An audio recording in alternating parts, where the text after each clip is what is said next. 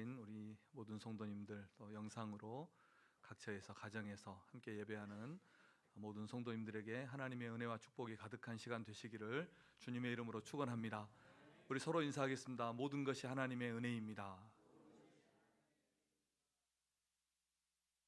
하나님께서 우리를 불러서 구원해 주시고 또 예수 믿게 하시고 그 믿음 안에서 살게 하시고 지금 우리가 이 자리에 있는 것 하나님의 은혜임을 믿습니다.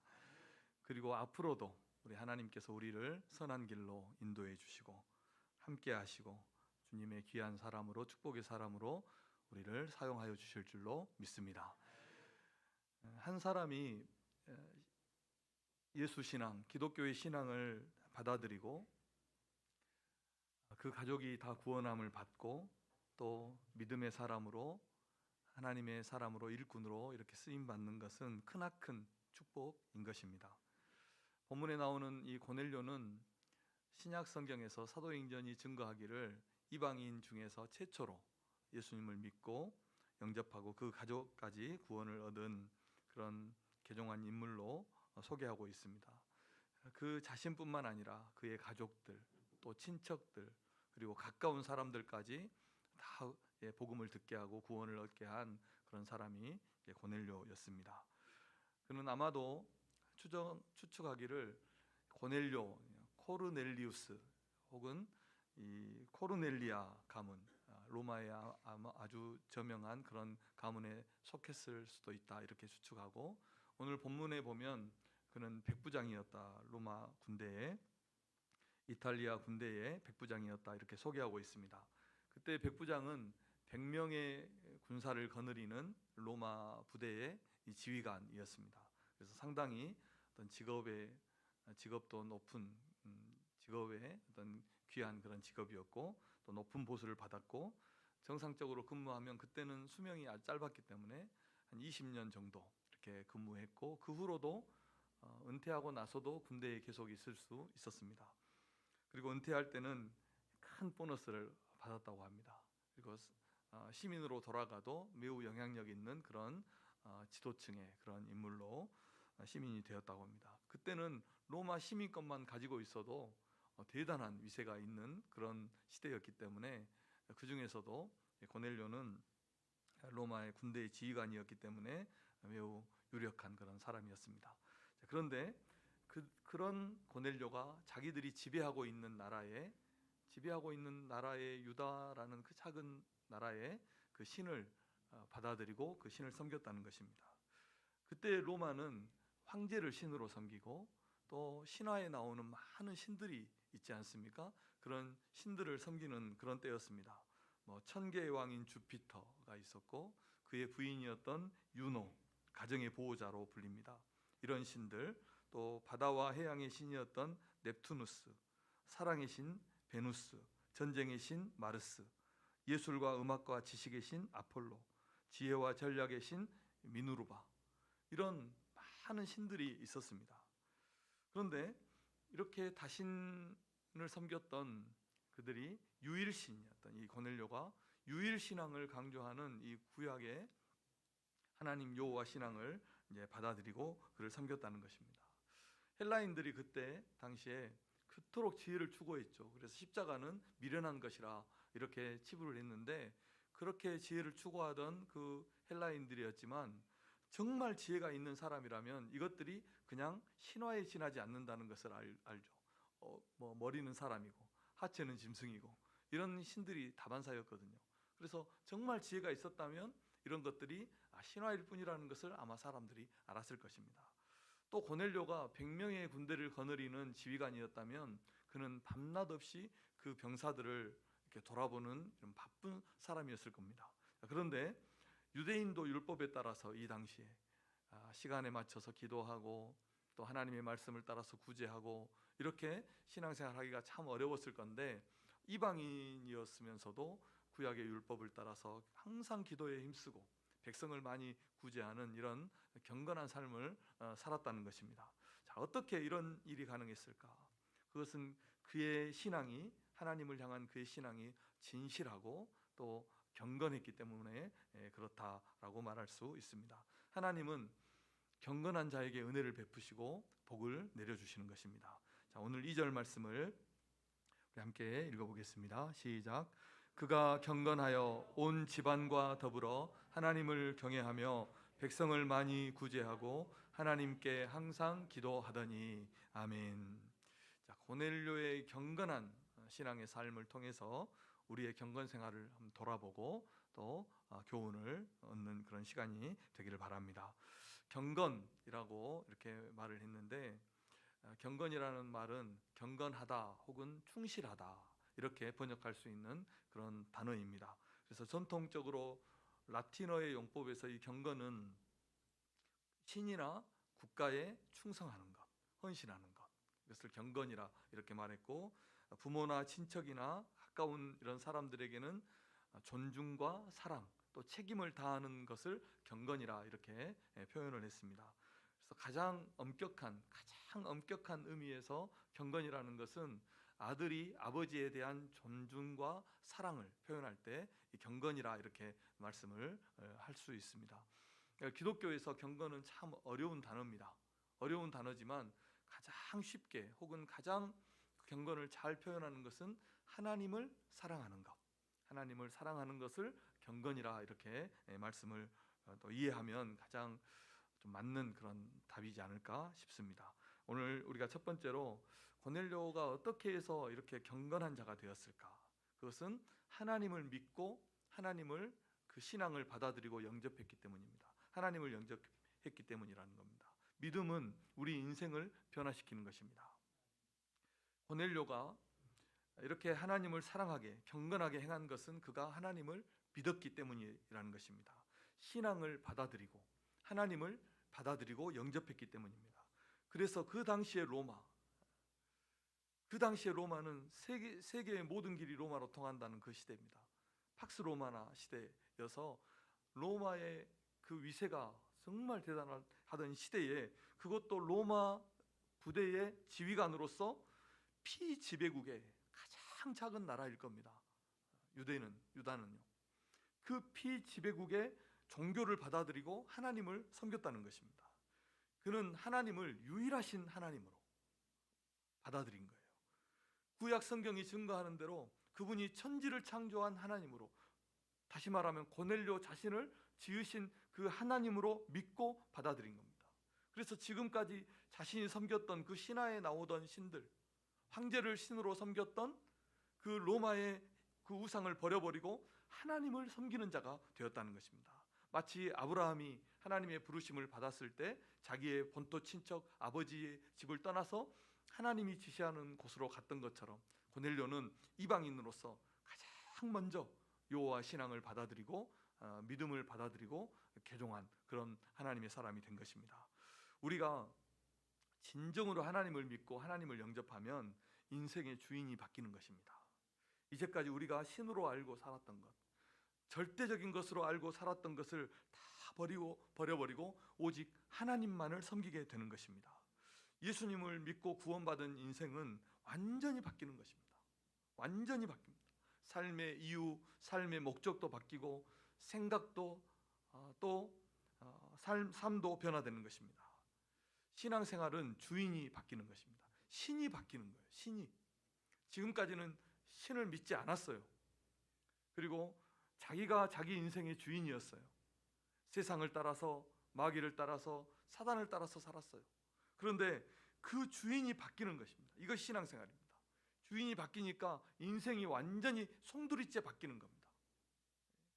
예수님을 믿고 우리 마음에 영접하면 인생이 바뀌는 겁니다. 왜냐하면 주인이 바뀌었기 때문입니다. 주님께서 이제 우리와 함께 하시고 주님께서 우리의 삶을 인도해 가시는 것입니다. 주님이 우리의 삶에 은혜로 채워주시고 주님 닮은 자로 빚어가시고 우리의 삶을 옳은 길로, 생명의 길로 인도하시는 것입니다. 우리가 예수님 믿는 성도라면 반드시, 예수님 믿고 영접한 성도라면 반드시 이런 과정을 겪고 있어야 하는 것입니다. 사랑하는 성도 여러분, 예수님 믿기로 결정하셨다면, 우리가 예수님을 믿고 영접했다면 이제 우리 인생을 하나님께 온전히 맡기시는 성도님들 되시기를 바랍니다. 하나님의 인도하심을 따라 살겠습니다라고 결단하십시오.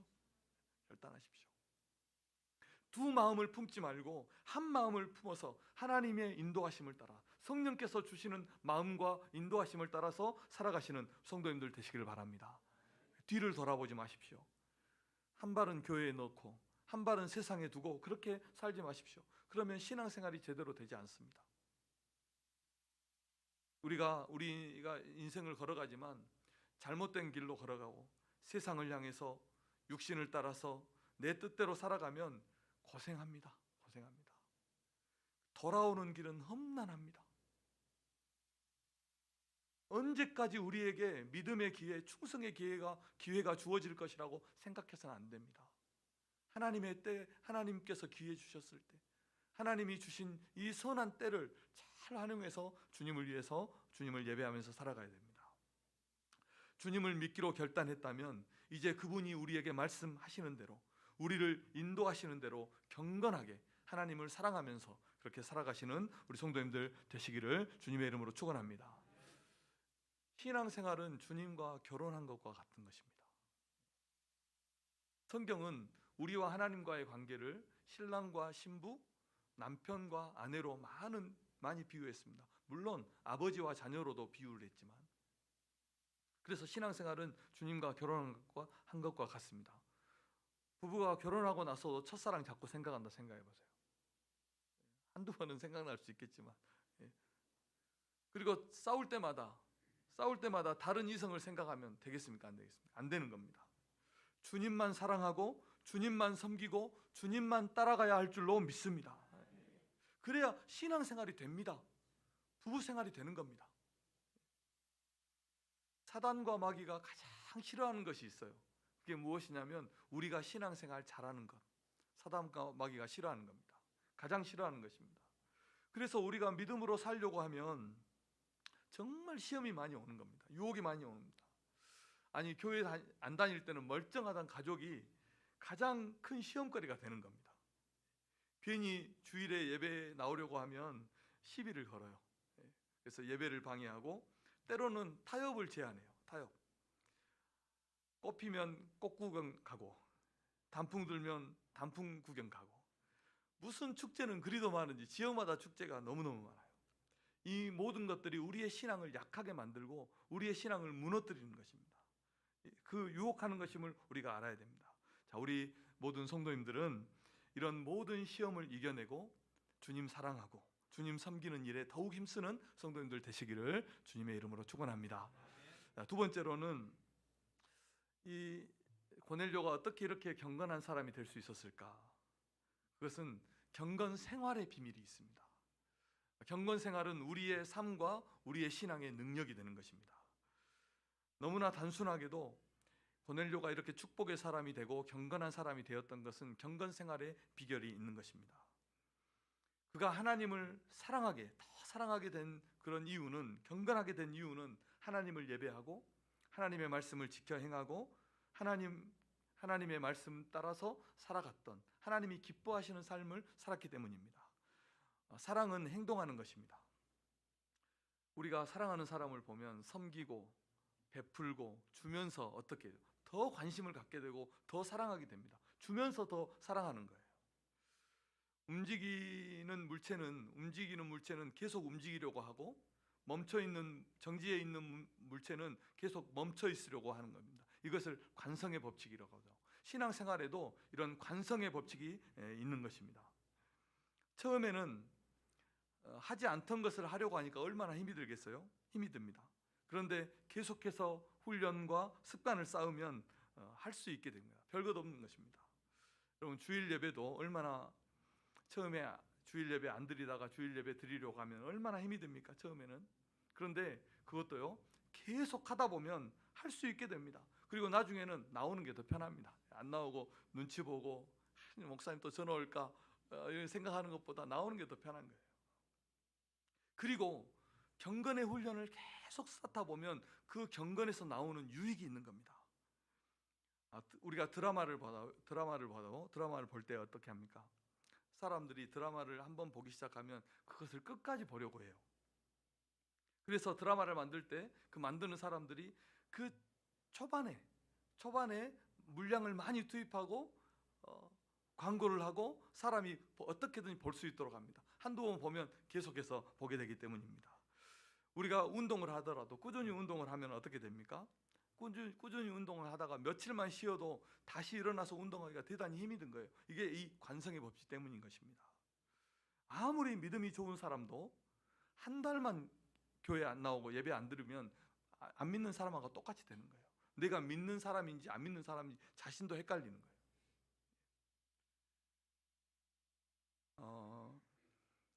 그래서 새가 날아오를 때요, 날개를 많이 휘저어서 날아오르는 것처럼 우리도 신앙생활을, 이렇게 경건생활을 계속해서 훈련하고 경건의 연습을 해야 되는 것입니다. 그러면 나중에 어떻게 됩니까? 딱 높은 데 뜨면은 날개만 쫙 펴고 있어도 아름다운 비행을 할 수 있는 것입니다.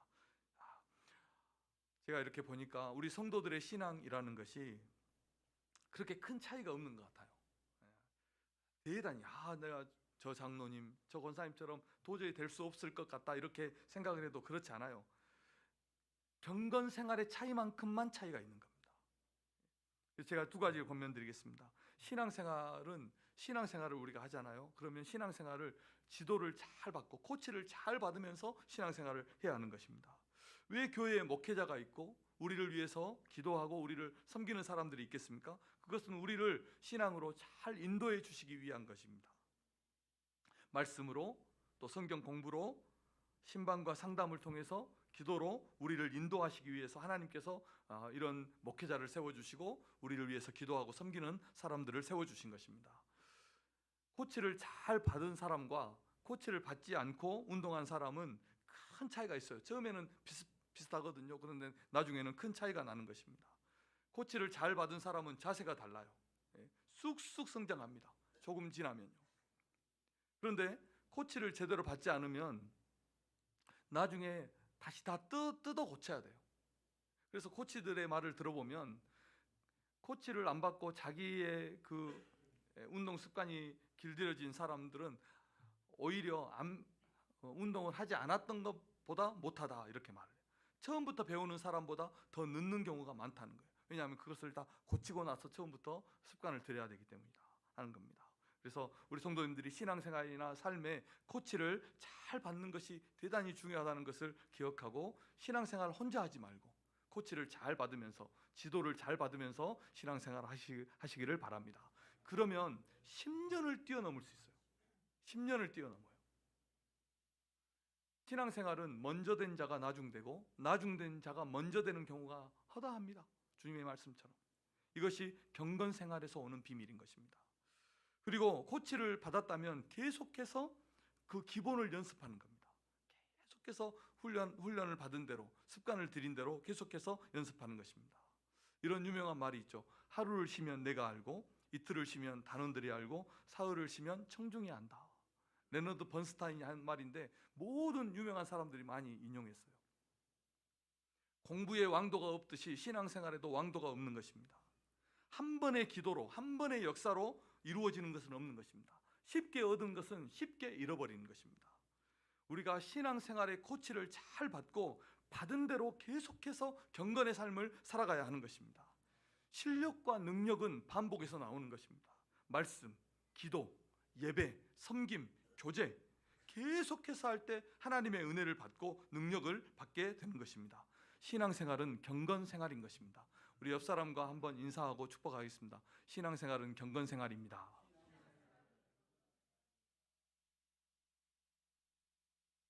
디모데전서 4장 8절 함께 읽어보겠습니다. 시작.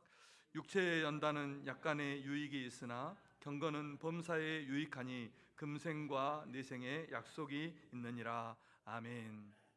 이 말씀은 경건은 범사에 유익하다 이렇게 말씀해 주고 있습니다. 범사에 유익하다는 것은 모든 일에 유익하다는 것입니다. 가정에서, 직장에서, 삶에서, 관계에서 우리가 하는 모든 일에 경건은 우리에게 유익을 준다는 것입니다. 그리고 유익을 줄 뿐만 아니라 이 세상과 다음 세상에 생명이 보장된다. 생명을 약속한다. 이렇게 말씀해 주고 있어요.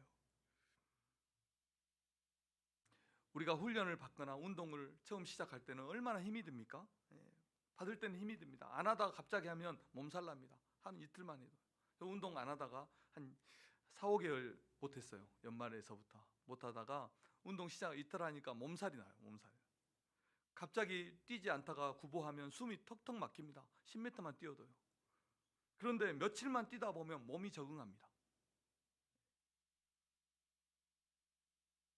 그리고 나서 이제 이렇게 훈련을 받고 실전에 나가보면 어떻게 됩니까? 그 훈련 때문에 내가 사는 것입니다. 경건 생활이 마치 이런 것과 같습니다. 하나님 예배하는 일, 기도하고 봉사하고 섬기는 일, 힘이 듭니다. 힘이 들어갑니다. 그러나 그 경건 생활 때문에, 그 경건 때문에 우리가 살게 되는 것입니다. 하나님의 은혜와 축복을 받는 것입니다. 모든 일에 형통하고 하나님의 유익이 우리에게 오는 것입니다. 자, 이런 은혜가 우리 성도님들에게 있기를 바랍니다. 이 경건의 비밀, 경건의 능력을 갖춘 우리 성도님들 되시기를 주님의 이름으로 축원합니다. 그러므로 우리가 어떻게 해야 됩니까? 경건 생활에 힘써야 되는 것입니다. 경건 생활에 힘써야 돼요.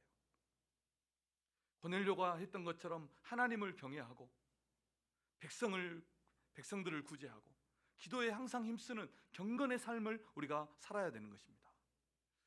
고넬료의 모습은 세 가지로 나타났습니다. 먼저 하나님을 경외했습니다. 공경했다는 것입니다. 고넬료의 하나님 사랑은 하나님을 예배하는 것으로 나타났고, 하나님 앞에 물질로 드리고, 또 그리고 하나님의 말씀을 지켜 행하는 것으로 나타났습니다. 구약에서 사람이 하나님을 향해서 드릴 수 있는 가장 최고의 자세가 무엇이냐면 하나님을 경외하는 것입니다. 하나님을 두려워하고 하나님에게 맞는 경배와 찬양을 드리는 것입니다. 그리고 그 앞에 순종함으로 하나님이 우리의 하나님 되심을 나타내는 것입니다. 베드로는 고넬료에 대해서 이렇게 말씀을 했습니다. 사도행전 10장 34절 35절입니다. 함께 읽겠습니다. 시작. 베드로가 입을 열어 말하되 내가 참으로 하나님은 사람의 외모를 보지 아니하시고 각 나라 중 하나님을 경외하며 의를 행하는 사람은 다 받으시는 줄 깨달았도다. 아멘.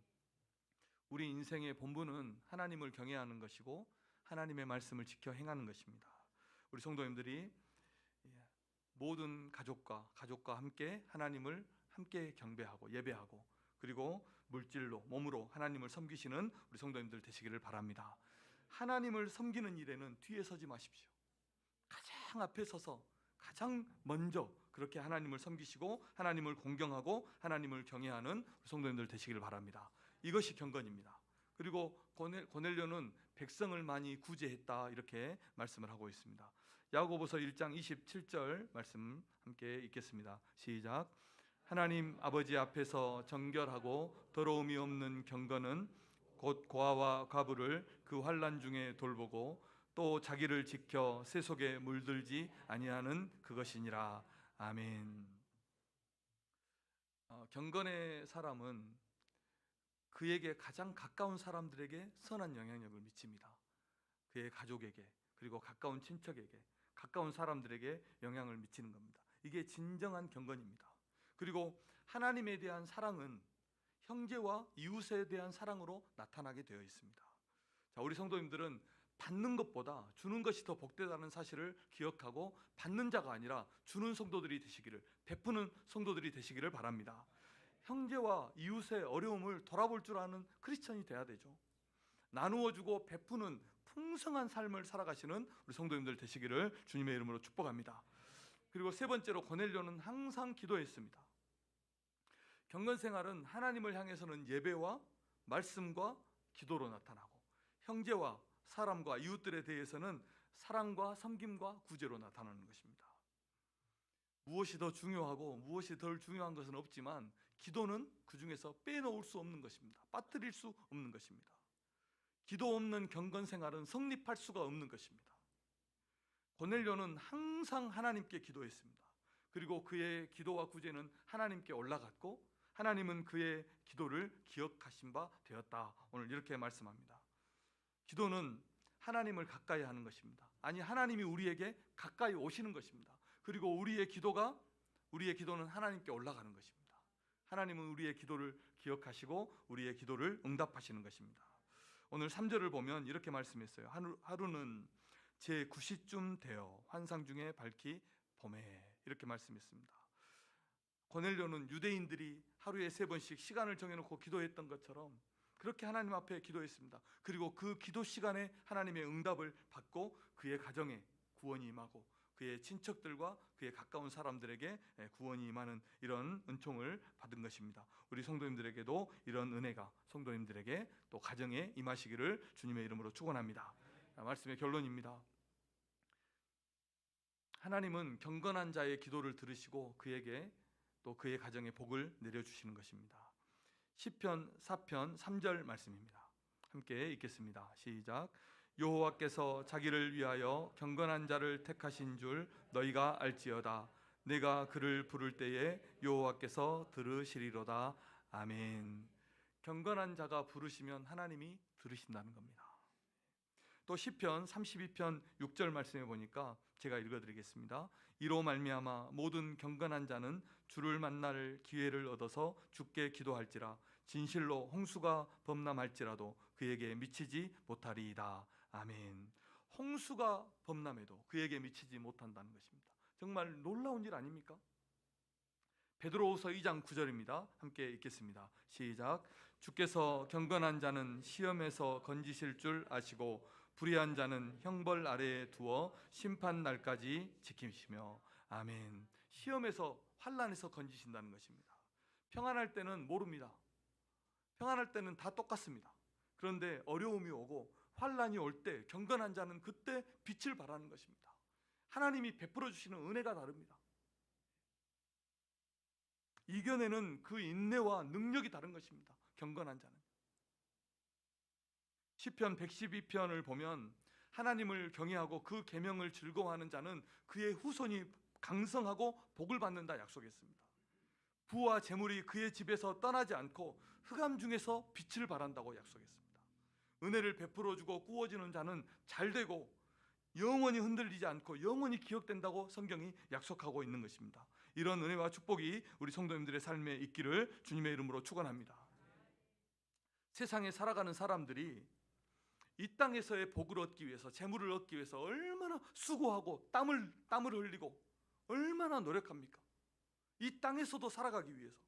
그런데 성경이 경건한 자에게 약속한 이런 은혜와 복을 얻기 위해서 경건한 자에게 이런 복을 주신다고 하셨다면 우리가 어떻게 신앙생활에 얼마만큼 경건생활에 힘쓰면서 살아가야 되겠습니까?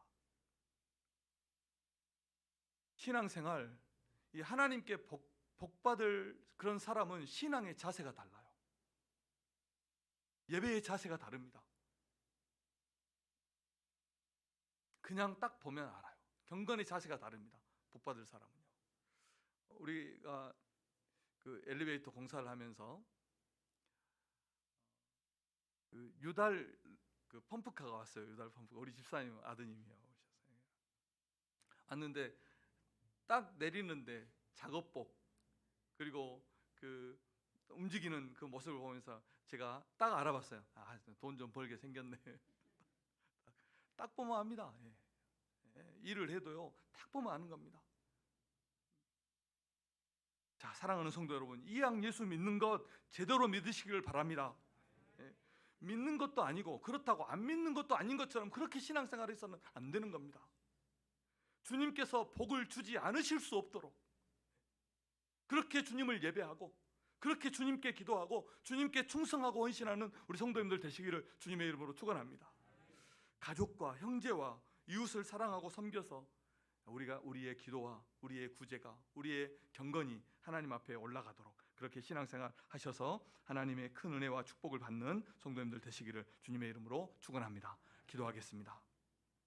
하나님 아버지, 은혜를 감사합니다. 오늘 우리에게 주신 귀한 생명의 말씀을 우리가 받았는데 하나님, 경건의 비밀, 경건의 능력을 알고 하나님, 경건한 자가 받는 그런 은혜와 축복을 다 받아 누리는 우리 성도들 되게 하여 주옵소서. 신앙생활은 경건생활이라는 것을 꼭 기억하고 하나님이 우리에게 주신